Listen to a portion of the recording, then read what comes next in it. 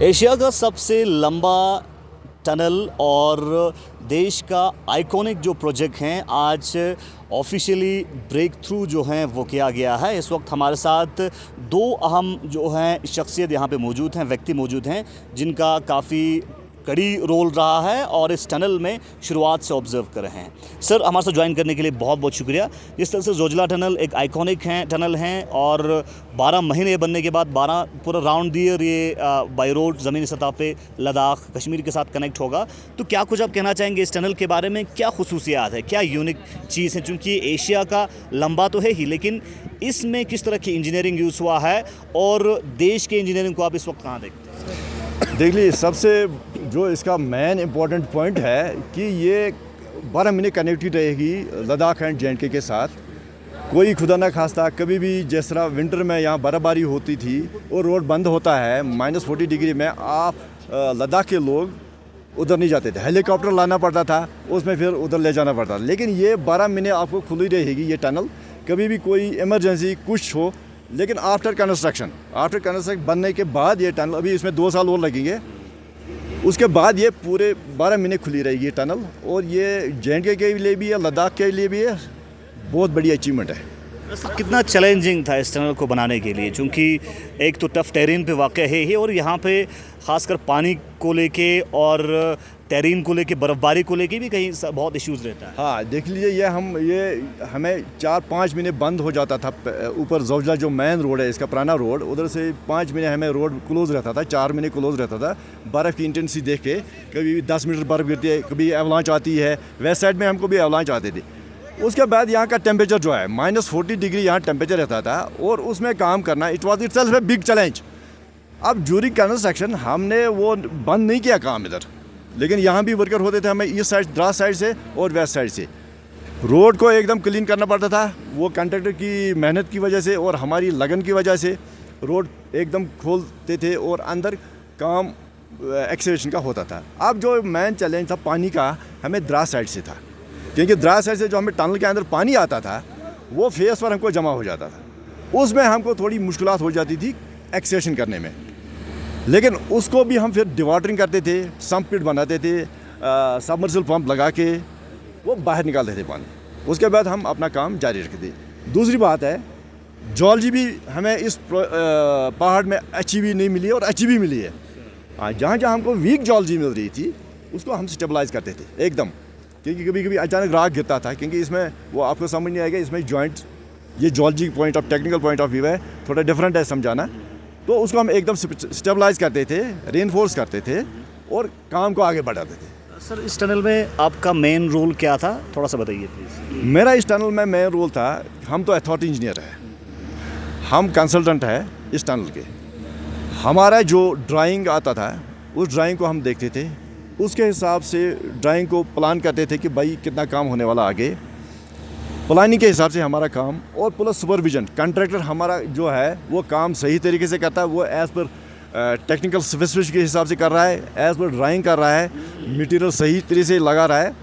Plus documentation जो थी उसकी जो प्रोसेस, मतलब बिल्स प्रोसेस होते थे, बाकी जो मेथड स्टेटमेंट्स होते थे, उनको हम रिव्यू करते थे। उसके हिसाब से ये हमारा जो काम था इसको मॉनिटर कर रहे थे। चलिए, बहुत बहुत शुक्रिया sir. Thank you very much. Sir, चूँकि आपका भी काफ़ी अहम रोल है इस टनल में और पहले दिन से ही ऑब्ज़र्व कर रहे हैं इस टनल को, क्या कुछ आप कहना चाहेंगे? आपका ख़ास क्या रोल था, थोड़ा अपने बारे में बताइए, और टनल की इम्पोर्टेंस के बारे में बताइए।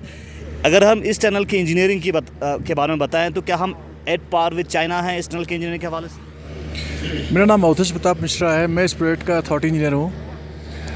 ये मेरे लिए प्रोजेक्ट बहुत ही चैलेंजिंग रहा है, ख़ास तौर से इसलिए कि यहाँ पे पूरे हिल में पानी भरा हुआ है, सैचुरेटेड है पूरा हिल। उस हिल से पानी को डिवाटरिंग करना, निकालना, इकट्ठा करना, उसको टनल के बाहर निकालना, और साथ ही साथ जो जियोलॉजी है, बड़ी टिपिकल जियोलॉजी है, जो कि हमारे मित्र ने बताया आपको, ये सॉफ्ट माउंटेन्स हैं। सॉफ्ट माउंटेन्स में भी काफ़ी कैटेगरीज़ है, और उसकी वजह से हमारे को डिज़ाइन ड्राइंग कई बार चेंज करना पड़ा, और वाटर का फ्लो भी बहुत ज़्यादा है, और जियोलॉजी भी सॉफ्ट है। इसकी वजह से हमारे को डिज़ाइन ड्राइंग में काफ़ी चैलेंजेस आए हैं। सर, इस टनल, जब ये टनल अभी चूँकि आज ऑफिशियली इसका ब्रेक थ्रू हो रहे हैं और यूनियन मिनिस्टर का इंस्पेक्शन भी होगा, तो ब्रेक थ्रू होने के बाद क्या इमरजेंसी सिचुएशंस में गाड़ियों की आमद-रफ्त के लिए इसको छोड़ा जाएगा? ये अभी कंस्ट्रक्शन ट्रैफिक इंस्पेक्शन ट्रैफिक के लिए है अभी टनल हमारी, लेकिन पब्लिक मूवमेंट के लिए हमारी अभी टनल नहीं है। पब्लिक मूवमेंट में हमारे को बहुत सारे और इमरजेंसी प्रोसीजर्स लगाने पड़ते हैं, जैसे प्रॉपर लाइटिंग देना रहेगा, प्रॉपर वेंटिलेशन देना रहेगा। हमने 3 वर्टिकल शैफ्ट्स ऊपर से पहाड़ के टॉप से डक किए हुए हैं, 550, 450, 350 मीटर के जो वर्टिकल शैफ्ट्स अभी हमारे रेडी नहीं है। जब वो रेडी हो जाएंगे तो उससे हमारे को फ्रेश एयर लेना रहेगा और पॉल्यूटेड एयर निकालना रहेगा।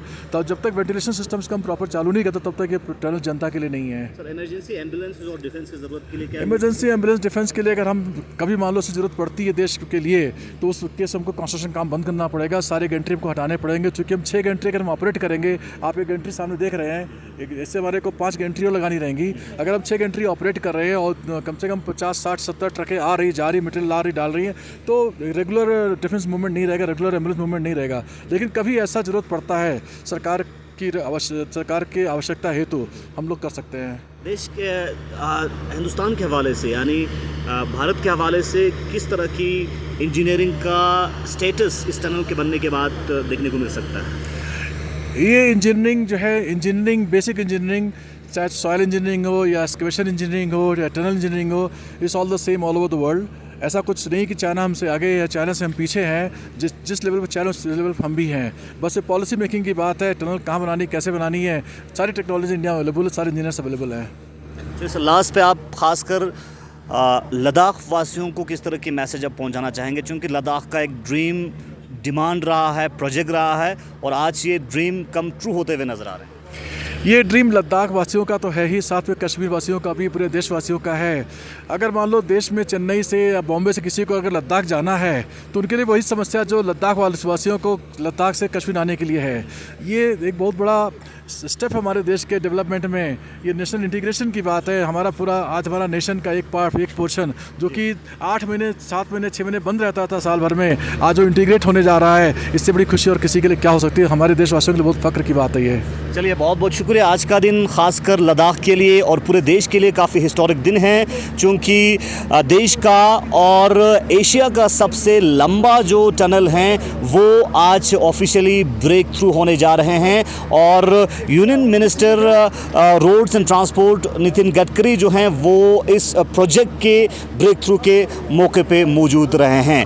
इस वक्त हम आपको ठीक बताना चाहूँगा, आप देख सकते हैं जो ईस्टर्न पोर्टल का मेन टनल है वो 13.153 इसका लेंथ है, लेकिन इस जो मेन टनल के साथ रोड्स और ब्रिजेस को मिला के लगभग 30 किलोमीटर बता रहे हैं। इस टनल के बनने के बाद खासकर लद्दाख के लिए काफ़ी फ़ायदेमंद है और कश्मीर के साथ साथ देश के लिए ये काफ़ी आइकॉनिक और यूनिक है। और इस प्रोजेक्ट के बनने से लद्दाख के अंदर टूरिज़्म, ट्रेड और इकोनॉमी बूस्ट होगा, और साथ ही साथ स्ट्रेटजिकली भी इस टनल का बहुत ही अहम जो है इसका इम्पोर्टेंस है।